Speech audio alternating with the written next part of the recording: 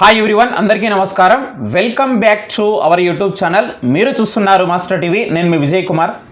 ఈ వీడియోలో చాలామంది నిరుద్యోగులు నిన్నటి నుంచి ఎప్పుడైతే మనకు రాష్ట్ర క్యాబినెట్ మంత్రివర్గం 10,950 పోస్టులకు ఆమోదం తెలపడం జరిగిందో, ఏది వీఆర్ఓ పోస్టులకు సంబంధించి రాబోయేటటువంటి 2025 నోటిఫికేషన్కి సంబంధించి ఇన్ని పోస్టులకు ఆమోదం తెలిపారు అనడంతోనే చాలామంది నిరుద్యోగులు ప్రధానంగా అడుగుతున్నటువంటి డౌట్ ఏంటంటే గనక, సరే ఈ యొక్క పోస్టులని పాత వాళ్ళతోనే భర్తీ చేస్తారా, లేకపోతే నిరుద్యోగులకు ఏమైనా అవకాశం ఉన్నదా లేదా, ఒక క్లారిటీ ఇవ్వండి సార్ అని చెప్పేసి అడుగుతున్నారు.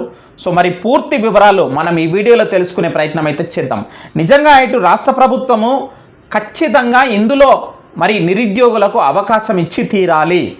చాలామంది ఉద్యోగాలు లేక మరి బయట చాలా ఎదురు చూస్తున్నారు కాబట్టి, నిరుద్యోగం అనేది మన యొక్క రాష్ట్రంలో చాలా ఎక్కువగా ఉన్నది కాబట్టి కొత్త వారికి అవకాశం ఇస్తే బాగుంటుంది.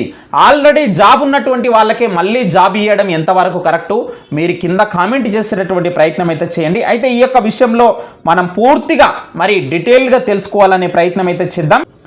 రైట్, మనకి ఈరోజు ఈనాడు దినపత్రికల్లో దీనికి సంబంధించినటువంటి ఆర్టికల్ అయితే రాయడం జరిగింది. ఎవరైనా చదవనటువంటి అభ్యర్థులు ఉంటే కనుక మన యొక్క టెలిగ్రామ్ గ్రూప్లో, వాట్సాప్ గ్రూప్లో ఇస్తాను, చదివే ప్రయత్నం అయితే చేయండి.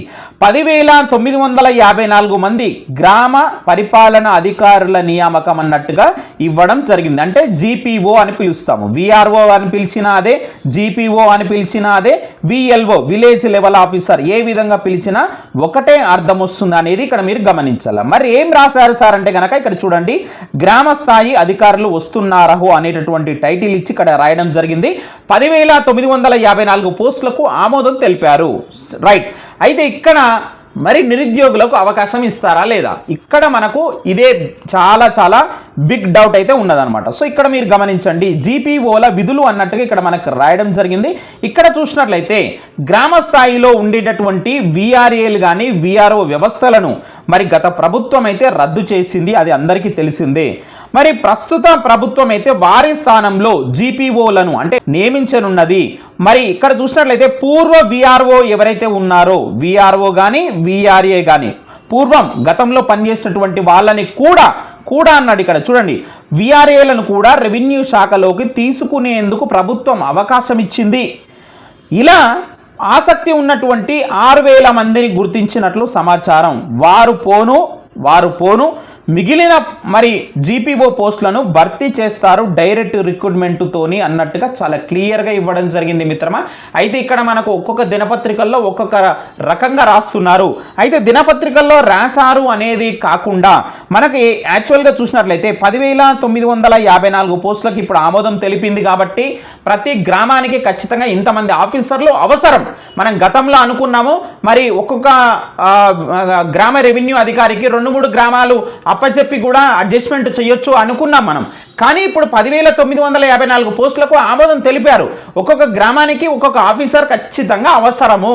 కాబట్టి అంతమంది ఉన్నారా సార్, గతంలో పనిచేసినటువంటి వాళ్ళు విఆర్ఏ కానీ విఆర్ఏలు కానీ అంటే అంతమంది లేరు. ఉన్నా కానీ అందులో కేవలం 6,000 మంది మాత్రమే మళ్ళీ ఇందులోకి రావడానికి ఆసక్తి చూపుతున్నారు. ఎందుకంటే గత వీడియోలో కూడా చెప్పాను, వాళ్ళు ఆల్రెడీ జూనియర్ అసిస్టెంట్ లాంటి పోస్టుల్లో వేరే డిపార్ట్మెంట్లో ఇంతకన్నా మంచి స్కేల్ ఉన్నటువంటి, ఇంతకన్నా మంచి ప్రమోషన్ ప్లాట్ఫామ్ ఉన్నటువంటి దాని మీద ఆల్రెడీ ఉండడం జరిగింది. అది వదులుకొని ఇందులోకి రావడానికి వాళ్ళు అంత ఇంట్రెస్ట్ చూపెట్టడం లేదు మిత్రమా.